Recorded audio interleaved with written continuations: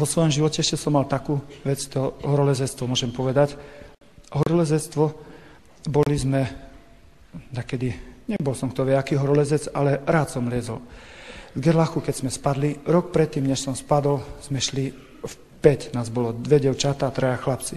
Bože chrán, že by som na ženy dajako si, ale no, boli pomalé, jak slimáky, také boli.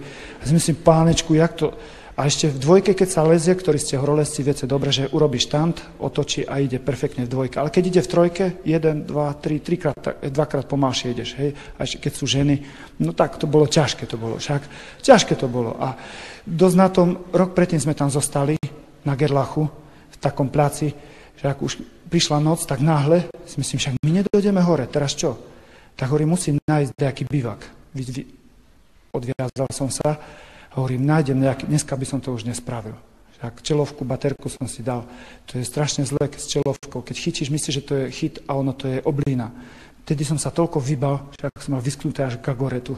Jednoducho našiel som taký plac, vyťahli sme tie dievčatá, možno polnoc bola už tak, jak 2 stoly. To sme mali tam, už som všetkých uviazal, sneh už bol, odpratali sme sneh. Zima, kosa, celú noc. Sme dali svoje veci dievčatám. Hovorím, Maro, že ti zima? Nie, čo si je taká zima. A už len tak sme nohy vystierali tam ponad priepas, tak dolu. A dosť na tom, že poviem však aj tak, dúfam, že sa nepohoršíte, na záchod, keď sme potrebovali, tak my sme boli raz 2 chlapci, a dievčatá, si myslím, čo teraz? Hovorím, vieš čo, my sa posunieme tak dopredu celkom, aby sme nespadli, tak až celkom nie, ale tak, hovorím, a vy za nás, dievčatá, my sa nebudeme otáčať. Však dievčatá urobili, čo mali. A teraz začali sme variť čaj. Hovorím, najhnusnejší čaj, ktorý som kedy vzak. Ten Ďuro, ktorý bol so mnou, on nabral sneh a teraz, jak sme pili ten čaj, som sa napil. Fúj, si myslím, čo to je za čaj? Čo to je?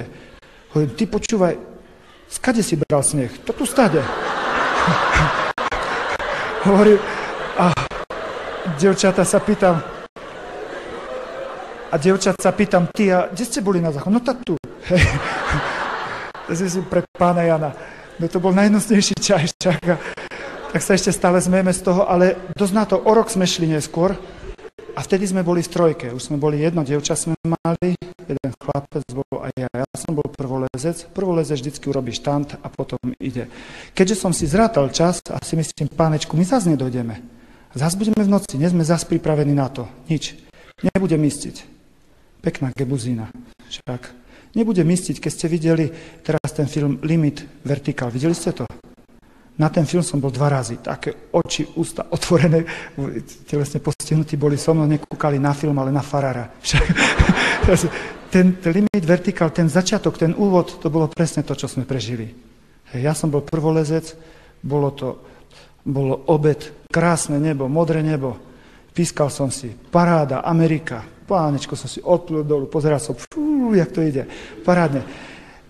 Za 10:12 bolo, pamätám si presný čas, môj život, to bol veľký obrad. Za 10:12 pozrel som na hodinky, chytil som sa, však mal by som preklepať, či tam není loker, a kdeže, čo, dobre chyty, dobre vstupy, na čo istiť. Svoju príľubu som dal dievčaťu, tomu, čo bola so mnou, svoju sedačku, jej som dal lepšie, myslím, však ja nemôžem spadnúť. Pýcha predchádza pád. A išiel som hore, si myslím, parádna. Čo som nerátal? Chytil som sa kameňa, si predstavte, ľavou rukou. Chytil som sa, vytrhol sa loker. Loker to je voľný kameň, ktorý nevidíš. Ten sa vytrhol a išiel som salto dozadu. Hop, v lufte som sa otočil, si myslím, chytí ma ten excenter, 3 metre dolu podo mňou je. Excenter sa skrútil, však vytrhol taký blok kameňov a potom tie ostatné istiace bloky, asi 3 boli, už nepamätám presne, jak gombiky na košeli. Toto zrobilo. Hej, a išiel som dolu. Myslím, Bože môj, takto vyzerá smrť. A v lavíne som šiel dolu. Ešte keď som šiel okolo toho chlapca, okolo dievčaťa, tak som ich videl ešte, on jej zakryl oči, priťahol ju ku sebe a ja zaujímavé, že ma ľutosť nenapadla. Som hlava dubová, ani ľutosť ma nenapadlo. Vôbec. A teraz, jak som letel okolo nich, si myslím, Bože, Duchu Svätý, keby sa aspoň oni zachránili.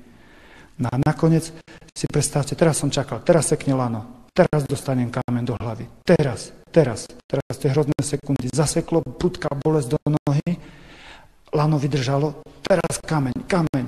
Ani jeden som nedostal, hovorím, dosť som tvrdohlavý, ešte som nedostal ani jeden. A tie kamene tak to robilo tak okolo mňa iba taký zvuk.